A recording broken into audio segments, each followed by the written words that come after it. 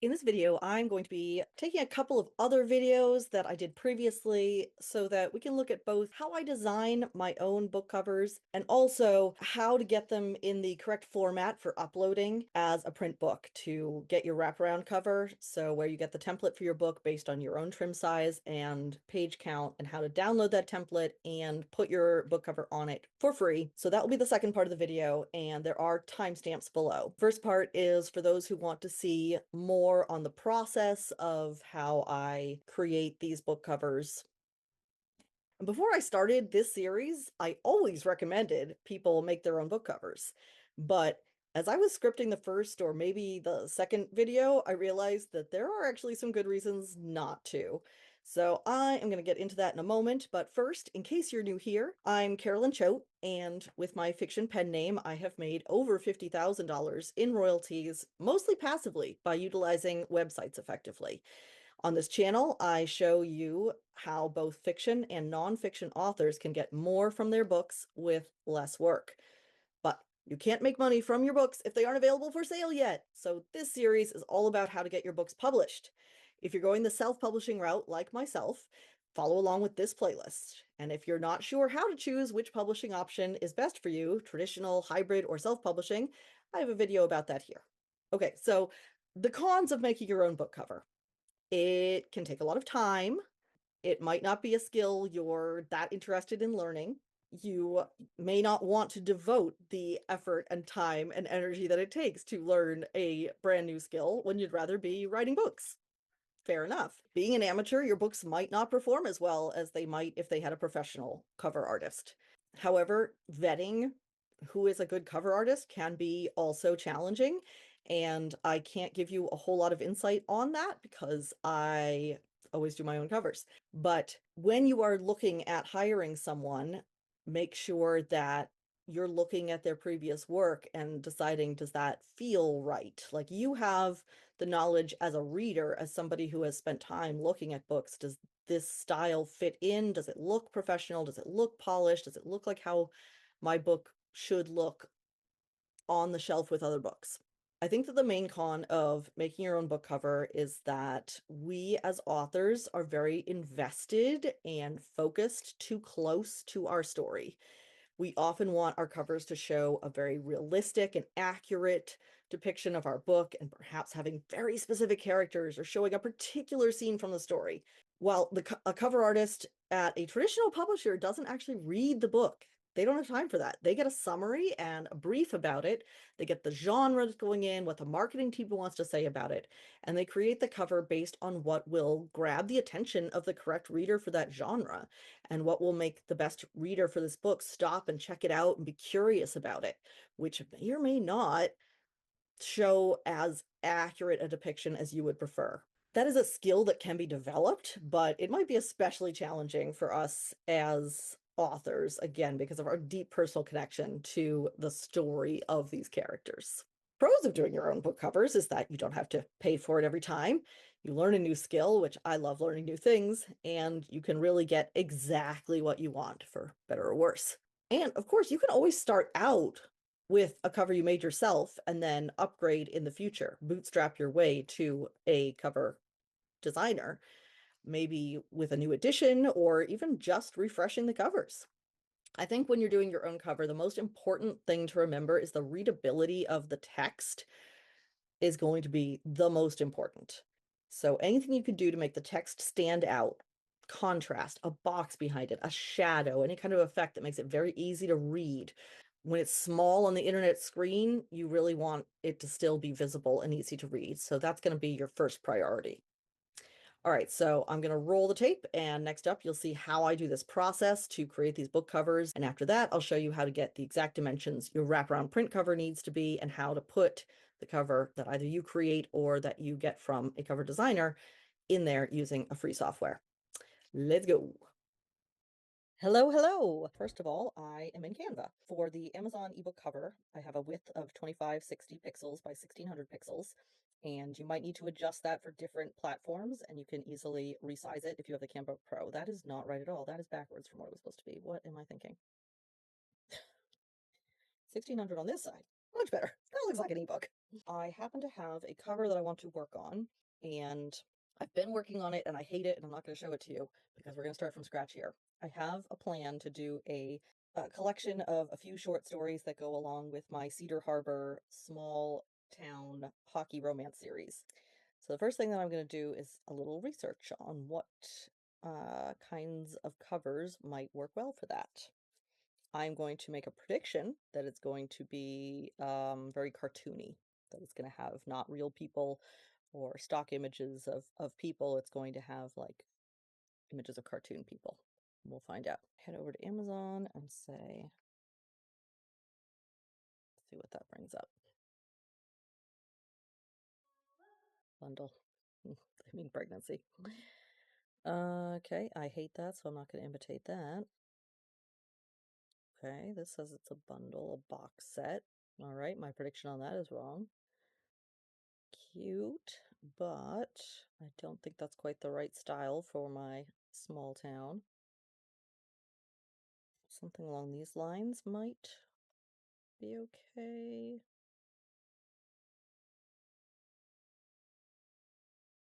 Considering it's more than one story, maybe something like these lines is a good idea. Because this is kind of similar to what I'm doing, except it's suspense. You can, of course, have this, mock-up of a box set, but mine is short stories, so it's not whole books like these box sets. Now that's got that small town feel to it. I do like this one. I like the image of the holiday street, and I like how readable the text is. To my Canva and start just looking at different elements and putting them together, mixing them around.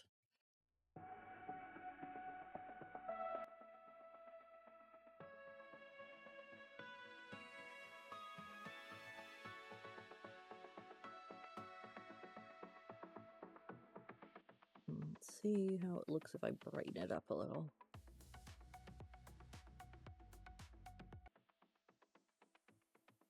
Yeah, there's all kinds of things we can play with here.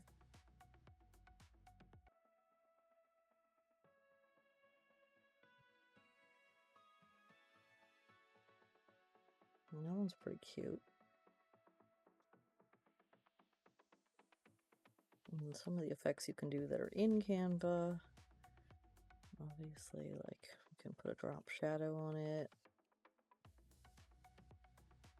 Outline, background, you could curve it, and you can change the curve.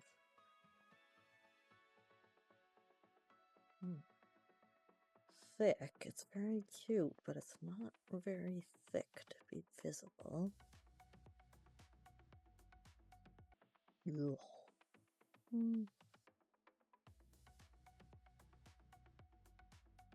Can also look at what it looks like if it's in all caps and all or not.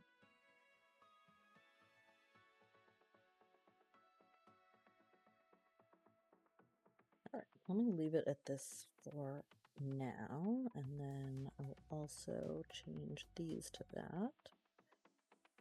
I'm gonna work on making those more visible later. I should put my author name on here.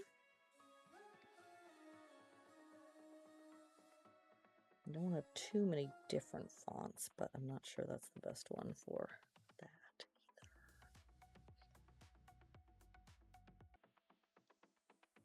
Let's see, I could potentially make it more visible with an overlay like that.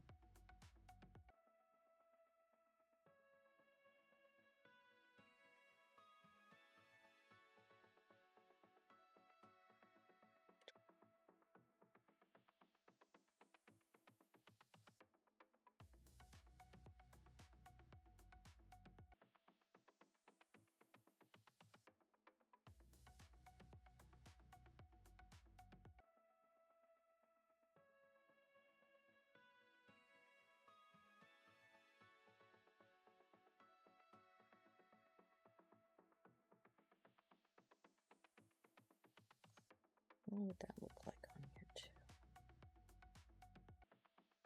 Why do I not like it as much on that? Ugh, no. Oh, you know what? Let's try changing this color to something more Christmassy. No, these are not necessarily all Christmas stories, but still.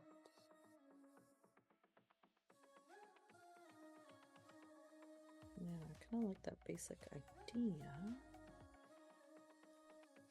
Some of these apps you can also do different effects with the text. So one I like is gradient.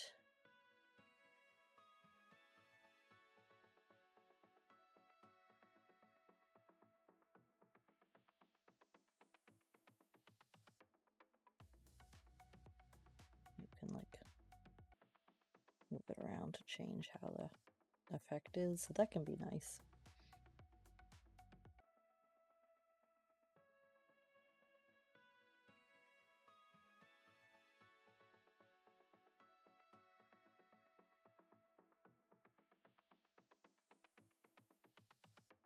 You can do this effect in GIMP as well. Like, it can be easier in GIMP to do different text effects. Here you can see what I do is once I have something that I'm like, I kind of like this, but I want to play some more with changes, I will duplicate the whole thing and then make a little change. And so I will keep on duplicating. I'll end up with like 50 different versions.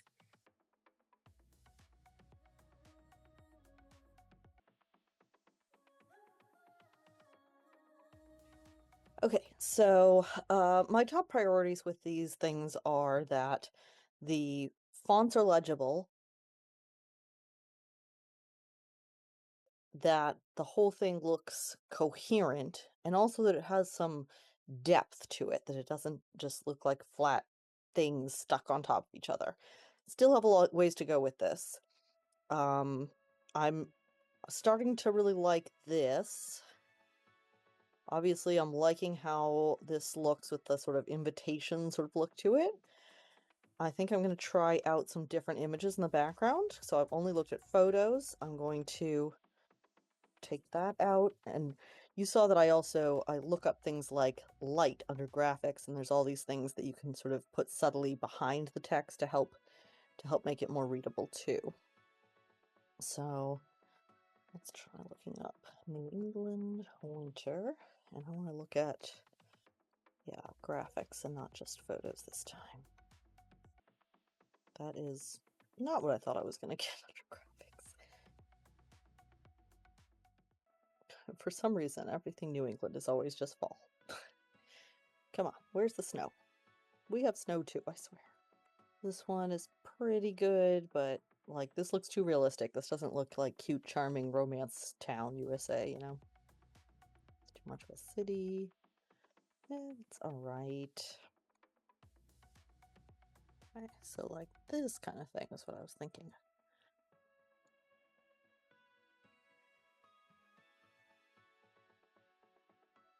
We might even need that if we had that. And this we might not need. We can also like play with transparency and the size. Yeah, see, that's not readable at all, but I could mess with also with the effects on here. So we could either do it as a white shadow. We could also do it as a white outline.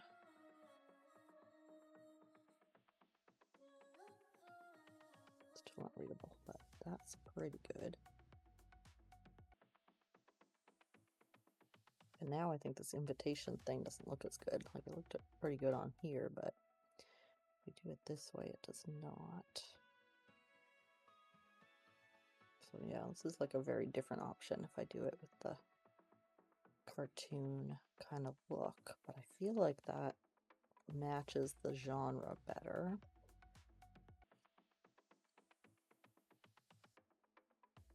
And I like the brightness of the green, but it's not as legible. What would happen if I did that part in red now?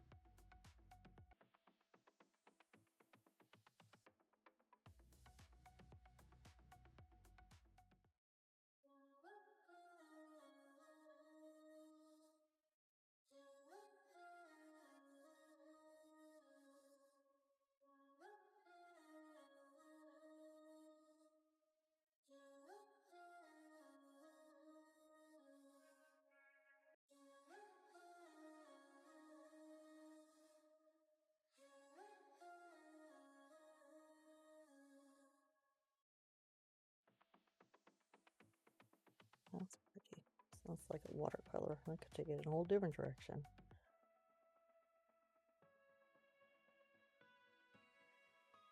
And that's what the option on this side. But I think I like it better with the ones facing that way. Gosh, that looks cute. I like that a lot.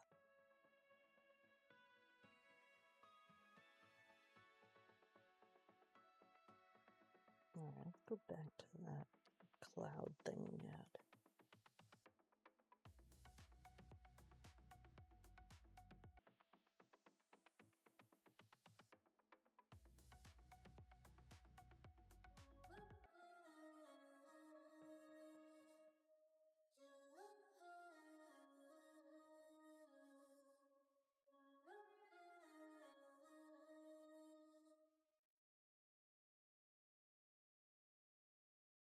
So I will probably set this aside and come back to it in a couple of days for fresh eyes, but as much as I was liking this concept, now it just looks terrible compared to some of these other ones, so that's how it goes.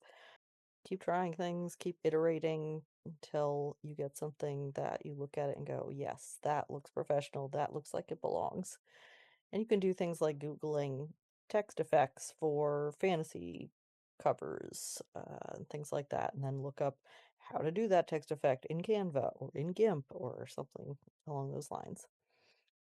And then eventually one of your designs just sings to you and says, this is the one after all these iterations. So I worked on it a little bit more last night, and then suddenly I had this, and I said, boom, I love this. This is the one. All of these different ideas and iterations and testing, and so it does take a while sometimes, most times, but I enjoy the process. It is a nice break for my brain from the different type of work of writing and that style of creativity. So I find it very relaxing to take a break from that and do something very visual instead. So I am in love with this one. It is perfect for what I wanted. So that is good. That is done. So let's do another one. Okay, so here are the iterations that I was working on for doing a special edition of the original Treasure Island, and I think I'm going with this one. So then I thought, playing around with that same kind of, these are dreadful, so just, I know they're dreadful, but playing around with that same kind of format and balance and what it looks like for the sequel, and but then I started thinking, like, the genre of the sequel is not the same. The original Treasure Island is a coming of age adventure, kind of, I would say young adult. I mean, I read it when I was 8. It's sort of marketed towards younger children, but with like the language and the death and whatnot, I would call it more young adult. But anyway, regardless, the story that I want to tell is Long John Silver's love story with his wife, which would be more of like epic adventure romance. And that is going to need a different style of cover.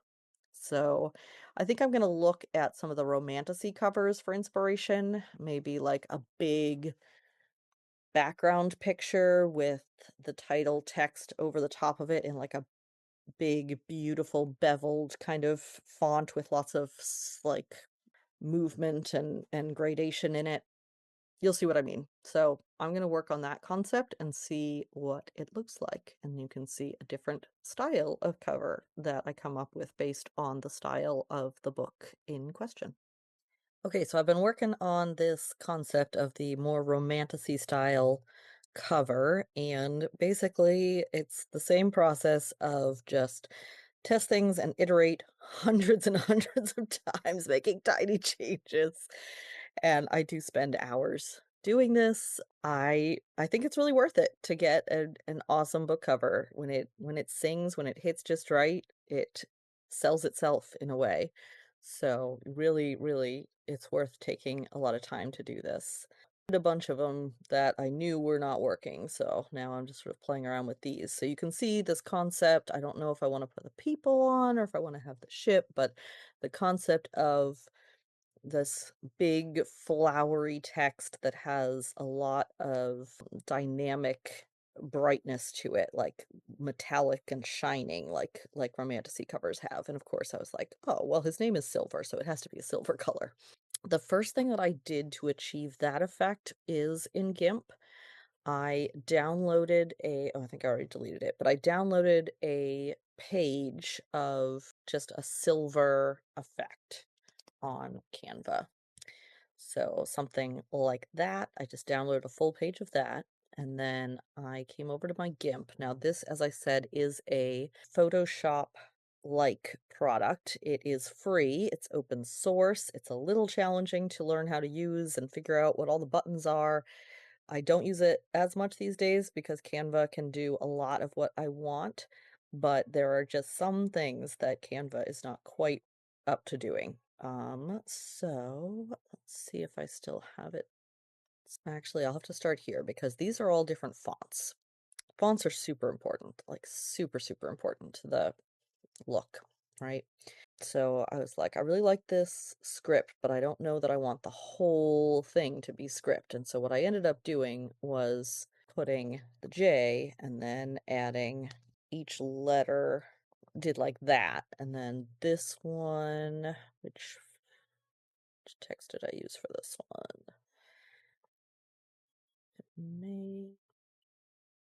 No, that was one of the ones I was considering.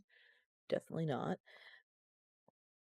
Okay, yeah, this one, Grand Baron Regular. So I'm looking for fonts that have a piratey sort of old-fashioned feel to them.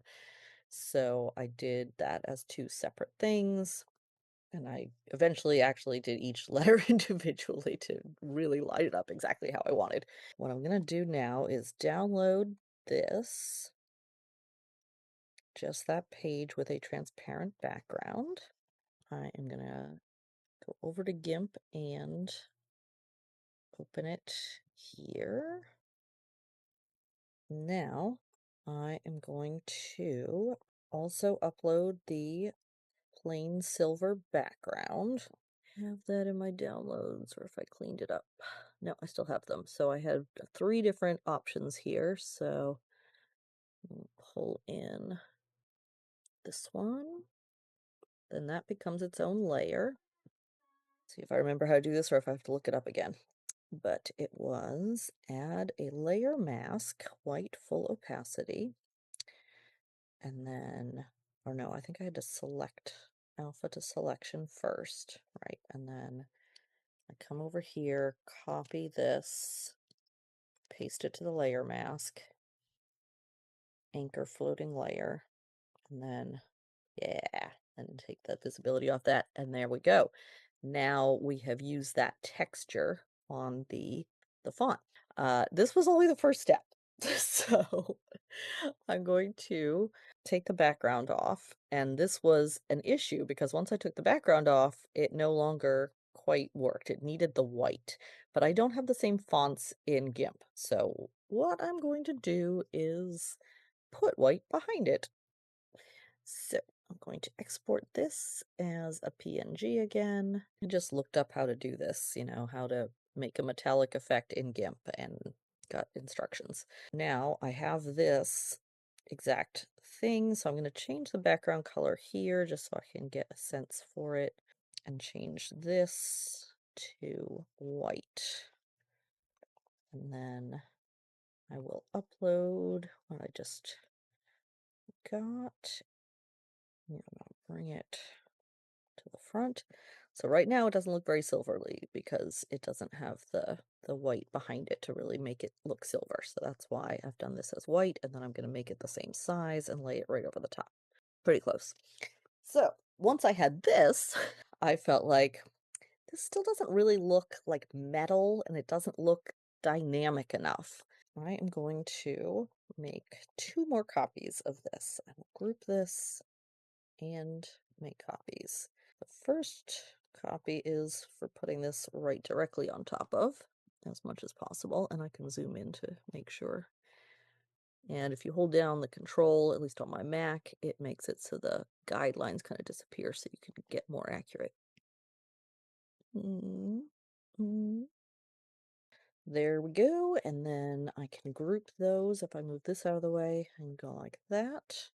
So now I don't have to worry about that part. Now I am taking this white and I'm changing this one to black. This is something I just discovered that worked after I played with it a ton. That is going to go backwards and then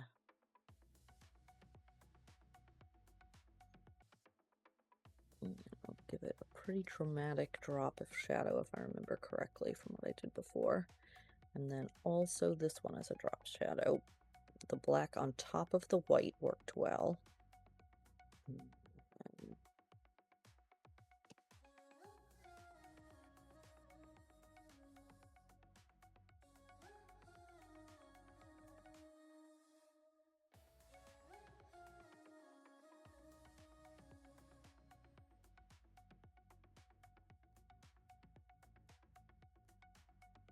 All right, so this gives it a lot more dynamic shape, and it's got both a little hint of white and a little hint of black behind it. I fiddled around with that, and I eventually got it to look, I think, very metallic. You know, this effect of it looking like really stamped out came from fiddling with the drop shadows, and you can kind of see it on here where it's like black and then white slivers. Final step is adding shine. So now I'm going to group all this together so that I don't mess up as I'm moving. Go to elements and look up shine or light. And it's really hard to see them because they are white. But let's see, I think this one was one that I did. So I'm going to make this much, much smaller.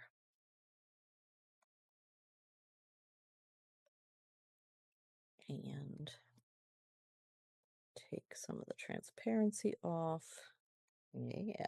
And then I feel like if I were more of an artist, I would know like where the light sources are to put the gleamingness, but like put them behind a lot of the loops. And then I can like mix it up too with a little bit of change of size and opacity. So after all of that work, I then had to figure out how I wanted to arrange all the different elements of the title, and it took me a long time to arrive at this. I had it this way first for a long time, but then I liked this better, and the figuring out how to put the and his, and yeah, it's been quite a process, but I am getting closer to what I want. I really like how this part of the W looks. The shine on it right there, and it looks so metallic. I'm like, yes, that one part is like, whew. I also feel like the and his here looks super metallic. So then I was like doing different things in the background to figure out, do I want people? Do I want like a sailing ship? Do I want an ocean? We shall see where I end up with it. Still going. I spent like half of yesterday working on this. I am really liking this one. It has kind of an old school look to it too. And this one in terms of ones with people on the cover. I like these ones too. So yeah, gonna keep working at this until one just snaps into place and says, yes, that is the one. But that gives you an idea of where I'm working with both GIMP and Canva to create some of these effects. Also on some of these, I put like a darker shadow element from Canva behind it to make it pop even more. Always looking at ways to make it eye-catching and readable and like have the right feel to it and like all these different kinds of things. Okay, I'm gonna show how to use GIMP to do your Amazon book cover. Let me share my screen, and the first thing I'm gonna do is cover calculator, okay? kdp.amazon.com/cover-calculator.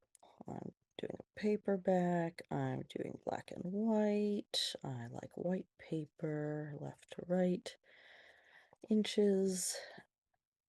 Pick a trim size. Make sure that in your formatting software you have the same trim size. I have made that mistake before.